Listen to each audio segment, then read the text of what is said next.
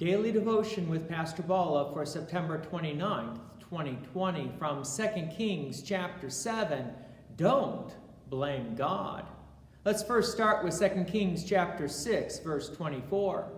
Afterward, Ben-Hadad, king of Syria, mustered his entire army and went up and besieged Samaria. If it wasn't bad for Samaria because of the invading army, it was also bad because there was a famine. So the price of food was now outrageous. You had a foreign army surrounding you. You had a famine in the land. People couldn't get food. They were starving. Verse 26. Now as the king of Israel was passing by on the wall, a woman cried out to him, saying, "Help, my lord, O king." And he said, "If the Lord will not help you, how shall I help you? From the threshing floor or from the winepress?"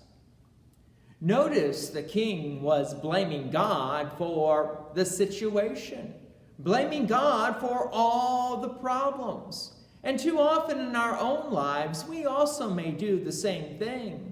Whenever evil or other things come upon us that don't seem to be very good for us or the world around us, we may blame God and saying, "Why isn't God going to do something about all these problems?" Let's continue on with verse 28. And the king said to her, "What is your trouble?"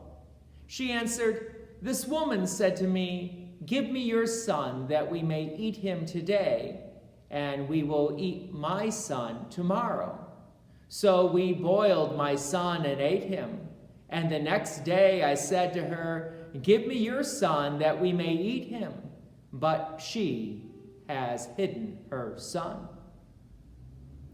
The king's response to this grievous, terrible event, verse 31, "And the king said, 'May God do so to me and more also, if the head of Elisha, the son of Shaphat, remains on his shoulders today.'"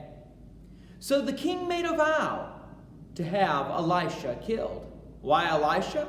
Well, Elisha is the prophet. You could say the spokesman from God.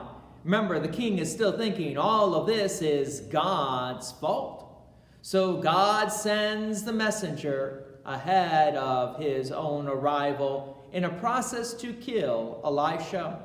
The king's messenger now comes to Elisha with the king on the way. Chapter 7, verse 1. But Elisha said, "Hear the word of the Lord.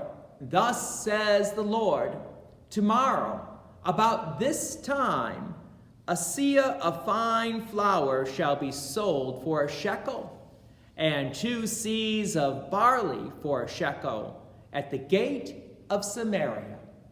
Then the captain on whose hand the king leaned said to the man of God, "If the Lord himself should make windows in heaven, could this thing be?"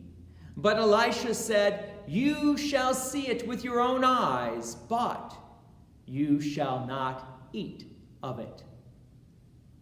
So here's the situation. We have an invading army surrounding the town. We have a famine in the land. And now Elisha prophesies that there will be plenty of food and at a very cheap price. And you might be thinking, well, what's going on? And then Elisha also then adds, and the captain of the guard, so to speak, will see this food and see the cheap price, but will not eat of it. I will admit this is a little puzzling, so let's continue the account. Let me sort of summarize. God scares off the invading army. They leave in such a panic that they leave all their supplies, their horses, and everything behind them. However, no one in town is brave enough to go out there to check, except for some lepers who are also hungry, but who's going to give them food during the time of a famine? no one in town. So they decided, let's take our chances with the invading army. They figured, if they kill us, we die. If they don't kill us, they might feed us. Either way, we're going to die, either of starvation in the town or by the invading army. So they go to the invading army and find out that God had scared them away, and you have all this food, all these supplies.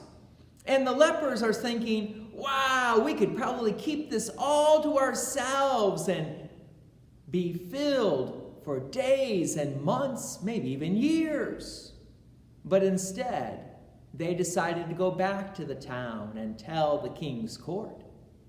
The king's court then sends the troops out to go and collect the supplies and bring them back into the city. And when the people hear that there is food and that it is cheap, they rush the city gate.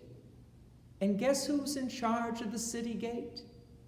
The captain, who heard Elisha's prophecy, and he dies as he gets trampled on by the people. He saw the food, heard the low price, and did not eat any of it, thus fulfilling Elisha's prophecy. For us as Christians, we need to realize that, yes, we live in a world that has a lot of injustice, and evil is around us. But we dare not blame God for the problems. But do we ever blame ourselves for the problems? Think of it this way. Between us and God, which one is perfect? It is God who's perfect. We're the ones who are sinful. So when we see evil in this world, it's not because God is not keeping his promises. He's keeping his promises. Why is there evil? Because us sinners have failed to keep God's promise and his word. Join me again tomorrow as we hear about the weeping of Elisha. God's peace and many blessings be with you. Thank you for watching, and please take an opportunity to share this video with others. If you have enjoyed these daily devotions, please consider making a donation to Peace Lutheran Church, 24024 West Main Street, Plainfield, Illinois, 60544. Thank you again for watching.